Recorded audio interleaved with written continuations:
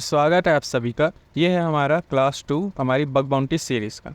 और आज के इस वीडियो में हम लोग सीखेंगे कि ओवास्प टॉप 10 क्या होता है, वेब फंडामेंटल्स एंड नेटवर्किंग। देखो, नेटवर्किंग बहुत बड़ा टॉपिक है, लेकिन इस वीडियो में मैं आपको इतना नेटवर्किंग ज़रूर सिखा दूंगा जितने में आपका जो बग बाउंटी है वो अच्छी तरीके से हो जाए। आपको पूरी नेटवर्किंग सीखने की ज़रूरत नहीं पड़ेगी।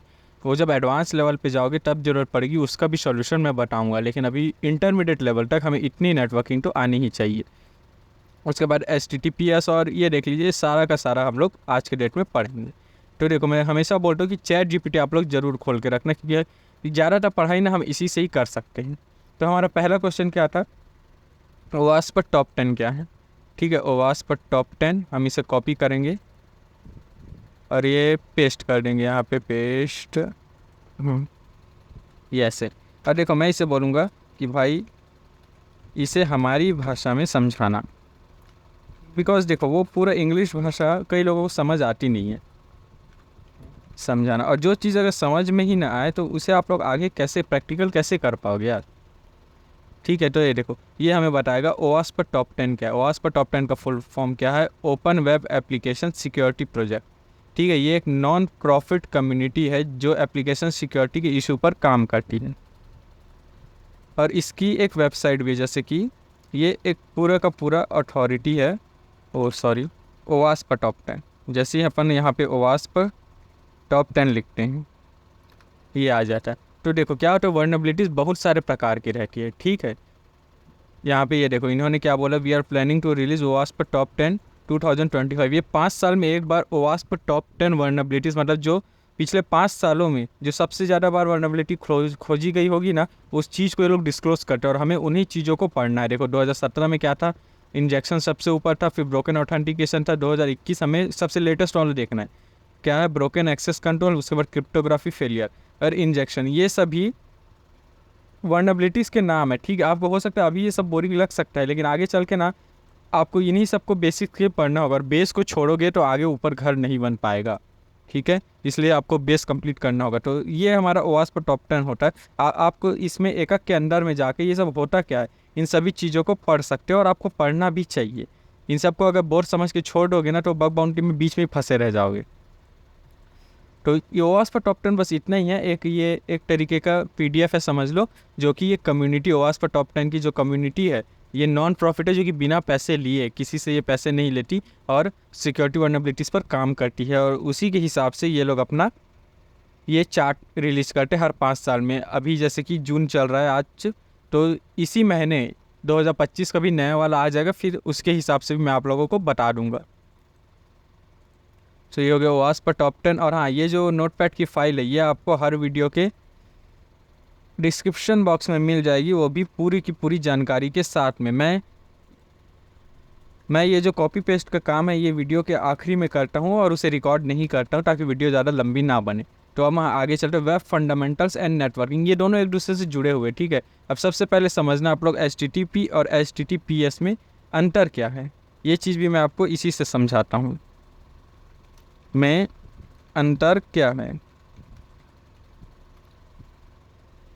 देखो, HTTPS दोनों में डेटा भेजने का एक तरीका है। जैसे कि आप किसी भी वेबसाइट की URL पर जब ऐसे क्लिक करोगे तो उसके सामने में आपको दिखा देगा कि वो HTTP है या HTTPS। देखो ChatGPT का ये जो है ये HTTPS है। S स्टैंड फॉर सिक्योरिटी, मतलब जिसमें HTTP बस रहता है, HTTPS नहीं रहता, वो वेबसाइट बिल्कुल भी सिक्योर नहीं है।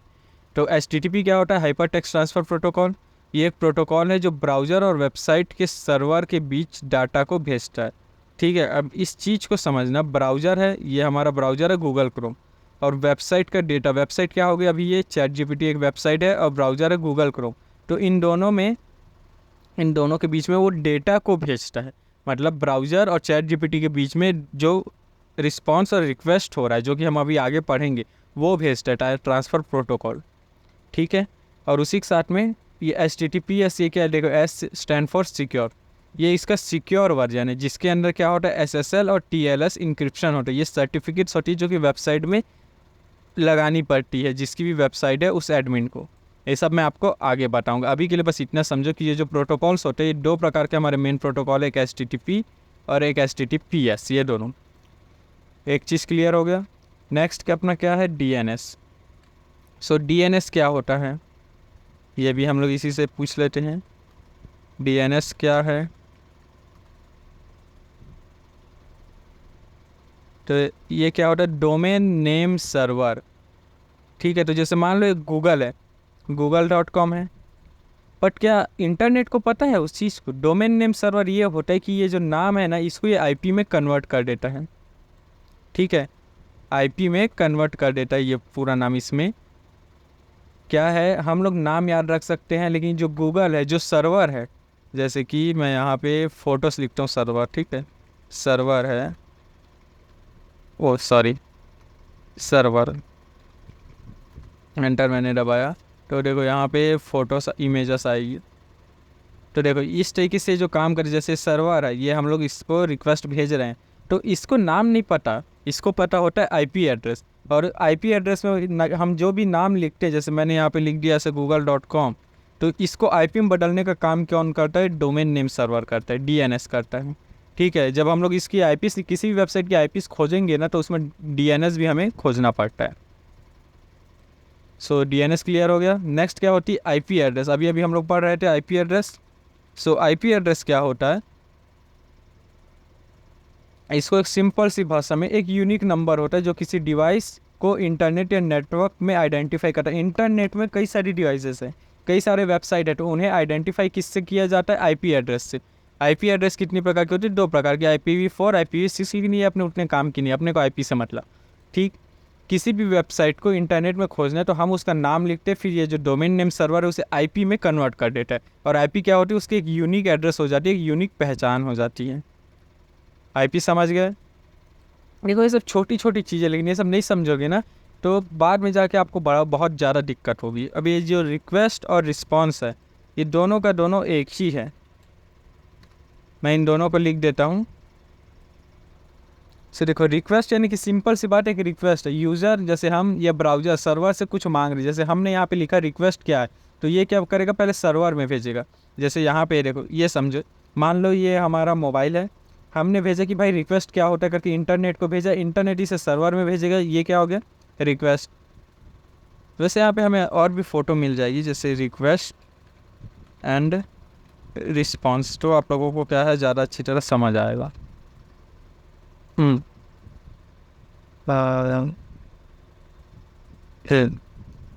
ये देखो, मैं इसे अलग टैब में खोल लेता हूँ ताकि हमें अच्छी तरीके से दिख जाए। ये देखो, ये हमारा क्लाइंट का ब्राउज़र है, मतलब हमें ये ब्राउज़र है, हमने क्या किया? पहले इसको रिस्पॉन्स भेजा, ये डेटाबेस में चेक किया, फिर वेब सर्वर में गया वो चीज़, उसके बाद सर्वर ने वापस इसे डेटाबेस में भेजा, और हमें क्या मिल गया? HTTP रिस्पॉन्स मिल गया यहाँ पर से। मतलब ये ऐसे सर्कल बनते हैं, HTTP रिक्वेस्ट, फिर वेब सर्वर, फिर HTTP रिस्पॉन्स, ऐसे सीधे आता है। वेब सर्वर डेटाबेस को भी डेटा भेजता है और हमें भी रिस्पॉन्स भेजता है। तो ये हो गया हमारा रिक्वेस्ट, हमने कोई भी रिक्वेस्ट भेजा, और ये हो गया हमारा रिस्पॉन्स।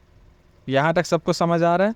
जैसे कि अभी अभी एक एग्जांपल, हमने क्या भेजा था? रिक्वेस्ट एंड रिस्पॉन्स यहाँ पर से भेज दिया, तो ये पहले गया सर्वर में, सर्वर से रिस्पॉन्स हमारे पास में आया इतनी सारी इमेजेस का।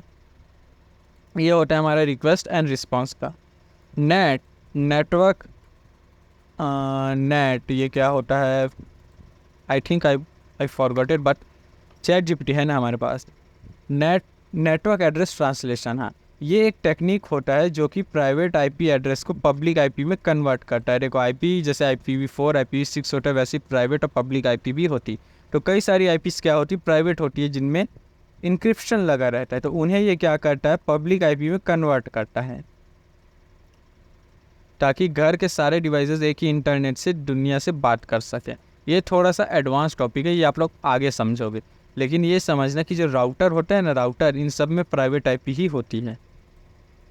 Okay, private IP. नेट का सिंपल फ्लो, देखो ये सब कुछ आप पढ़ सकते हो, ये सारे के सारे नाम मैं हमारी फाइल में लिख के आपको दे दूँगा।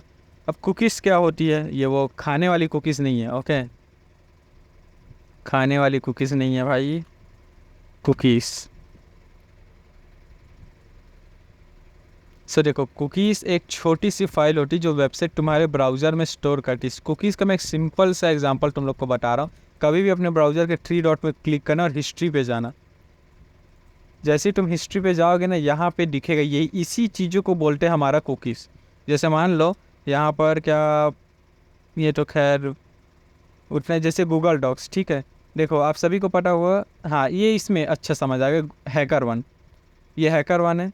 तो देखो हमारा डैशबोर्ड हैकर वन है, इसमें मैंने लॉगिन भी किया था। अगर मैं इस पे ऐसे करके क्लिक करता हूँ तो क्या होता है, सीधे मेरे अकाउंट के अंदर ये हैकर वन खुलता है। ये मेरा अकाउंट है, मेरे अकाउंट के अंदर में ही खुलता है। और मैं आपको बता दूँ, ये मेरा क्या बोलते हैं डमी अकाउंट है, मेरा मेन अकाउंट नहीं। ये मैं आप लोगों के लिए रखा हूँ, तो क्योंकि यूट्यूब में कभी ना कभी ये चीज़ रिवील हो ही जाती है और मैं अपना ओरिजिनल अकाउंट कभी भी रिवील नहीं कर सकते। ये मेरे हैकर वन का अकाउंट है, ठीक है। तो ये देखो इसमें मेरा आईडी पासवर्ड कुछ डालने की ज़रूरत नहीं, डायरेक्ट आ गया, क्योंकि ये मेरे हिस्ट्री में सेव होता है। इसी को बोलते कुकीज़। यहाँ पे एग्जांपल में तुम लोग देखो, कुकीज़ एक छोटी सी फाइल होती है जो कि ब्राउज़र में स्टोर करती, ताकि वो तुम्हारी एक्टिविटी को याद कर सके। और इसने मेरा आईडी पासवर्ड डैशबोर्ड यहाँ पर याद करके रखा हुआ है।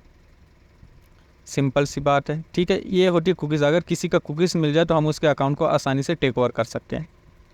ARP protocol. अब ARP प्रोटोकॉल्स क्या होती हैं, चलो देखते हैं।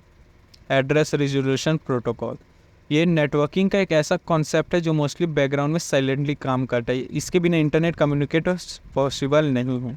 ये क्या करता है, आईपी एड्रेस को मैक एड्रेस में कन्वर्ट करता है। अब देखो हमने डोमेन नेम सर्वर देखा था, ऊपर में डोमेन नेम सर्वर था जो क्या करता था, कहाँ गया डोमेन नेम सर्वर, यहाँ पर होगा, किसी को याद है क्या, मेरे कमेंट में बताओ। ये देखो जो कि डोमेन नेम सर्वर यार, अच्छा ऊपर था ना इसका, हाँ। ये क्या करता है, आईपी एड्रेसेस को,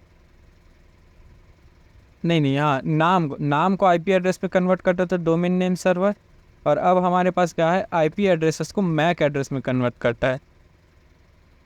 ARP स्पूकिंग आर स्पूकिंग, ठीक, आईपी एड्रेसेस को मैक एड्रेस में कन्वर्ट कर देता है, ताकि डाटा सही डिवाइस तक एक लोकल नेटवर्क में पहुंच सके। अब कई बार क्या होता है, कई जगहों की आईपीज़ भी सेम हो जाती, तो उस आईपी को पहले मैक एड्रेस में कन्वर्ट करता है ताकि उस सही जगह पे पहुंचे। अब हमारा अगला क्वेश्चन वही है कि भाई आखिर मैक एड्रेस क्या होता है, तो ये भी हम देख लेते हैं। मीडिया एक्सेस कंट्रोल एक यूनिक एड्रेस होता है जो नेटवर्किंग डिवाइस के पास में होता है, जैसे तुम्हारे फ़ोन, लैपटॉप, वाईफाई, राउटर में होता है, ठीक है। ये मैक एड्रेस जो होता है वो हमारे डिवाइसेस के पास में होता है, यूनिक एड्रेस। मैक एड्रेस के थ्रू हमें जो भी रिक्वेस्ट हम भेजते हैं उसका रिस्पांस मिलने में हमारे डिवाइस को आसानी हो जाती है। ये सब मैं हमारे नोटपैड फाइल में डाल दूंगा, आप इन सभी को पढ़ना, ठीक है। और हाँ एक चीज़ और कि आप लोग हमारे यूट्यूब चैनल और इंस्टाग्राम पर हमें फॉलो करके ज़रूर रखना, बिकॉज़ इसी से हमारा मोटिवेशन बढ़ेगा और मैं आगे और कंटेंट ला पाऊँगा। इसको सब्सक्राइब जरूर कर लेना और हमारी ये वीडियो ज़रूर देखना, जिसमें आपको पता चलेगा कि आप कैसे इसी सीरीज़ को सीख कर मेरी कंपनी में जॉब पा सकते हो। चलते हैं हम लोग हमारी नेक्स्ट पर। पोर्ट्स क्या होती है, पोर्ट्स क्या होती है, अभी देखो पोर्ट्स आपका मेन, पोर्ट्स के बारे में बात करते हैं तो देखो कंप्यूटर के अंदर वर्चुअल गेट्स होते हैं पोर्ट्स, जैसे आपके घर का दरवाज़ा है ना, उसी तरीके से कंप्यूटर में हर एक वेबसाइट के अंदर वर्चुअल गेट्स होते हैं। अगर आप कोई पोर्ट्स ओपन है उस पर हंटिंग करते हो तो क्या होता है, वो वर्नेलेबल हो सकता है, समझे। पोर्ट्स कई सारे होते हैं, एक ही में बहुत सारे पोर्ट्स होते हैं। ये देखो यहाँ पे पोर्ट्स दिया गया 2021 क्या होता है, FTP का पोर्ट है, SSS का पोर्ट है। ये सब आप समझोगे धीरे धीरे जब मैं आगे आपको बताऊंगा। तो 65,500 एंड कुछ पोर्ट्स होते हैं टोटल। ये देखो 65,535 पोर्ट्स होते हैं एक ही वेबसाइट्स में, समझे। अब लास्ट है हमारा, देखो types of web. So types of web एक सिंपल सा टॉपिक है जिसके बारे में आप सभी के सभी जानते हो। टाइप्स ऑफ वेब कितने प्रकार के होते हैं, तो मेनली ये स्टैटिक वेबसाइट और डायनामिक वेबसाइट, हाँ ये भी, ये वेबसाइट्स के प्रकार बता रहे हैं हमें, ठीक है। मुझे ये नहीं देखना था, मुझे क्या देखना था, टाइप्स ऑफ वेब इसमें दिखाएगा टाइप्स ऑफ वेब, क्योंकि वो स्टैटिक का काम हमें नहीं है, स्टैटिक डायनामिक अलग चीज़ होती है। हाँ ये वाला था यार, डार्क वेब, डार्क वेब वाला, हाँ ये देखो ये दिखाना चाहता हूँ, ये चीज़ सबको पता। ऊपर सरफेस वेब, मैं इसे नए नए टैब में खोल लेता हूँ पहले। हाँ, और अच्छा विकीपीडिया का है। तो देखो ये था सरफेस वेब, इतने में डीप वेब और इतने में डार्क वेब। ये चीज़ सबको पता है, इसलिए मैं इस पर ज़्यादा टाइम वेस्ट करूँगा नहीं। सो खैर, हमारा आज का जितना भी क्लास था वो तो हम लोग यहीं पर ही ख़त्म करते हैं। और मैं आप लोगों से बोलना चाहूँगा कि आप लोग जो भी सीख रहे हो या आपको जो भी चीज़ आता है ना, मुझे लिंक्डइन पर ज़रूर टैप करो। क्योंकि जब मुझे आप लिंक्डइन पर टैग करोगे ना और यहाँ पर फॉलो भी कर लेना, यहाँ पर क्या होता है, मैं सबसे ज़्यादा एक्टिव रहता हूँ। तो जब भी आप मुझे कोई जॉब प्रोफाइल भेजते हो, जब भी आप मुझे कोई भी से जॉब प्रोफाइल भेजोगे, तो मैं उसमें सबसे पहले क्लिक करूँगा, अगर मैं आपसे पहले जानता रहूँगा तो पहले। और हमें सोशल मीडिया पर फॉलो ज़रूर कर लेना। साथ में आज का सेशन यहीं पे ख़त्म होता है। मैं वीडियोस को ज़्यादा लंबी नहीं बनाना चाहता। आप ये सभी का सभी सीख लीजिए अच्छी तरीके से, और उसके बाद में मुझे कांटेक्ट कीजिए ताकि हमारी कंपनी, हम दोनों साथ में जॉब कर सकें। शुरुआत में वर्चुअली ही रहेगा, उसके बाद फिज़िकली मैं, अगर आपको, अगर आपके अंदर मुझे टैलेंट लगता है तो मैं आपको बुलाऊँगा। ठीक है, तो मिलते हैं नेक्स्ट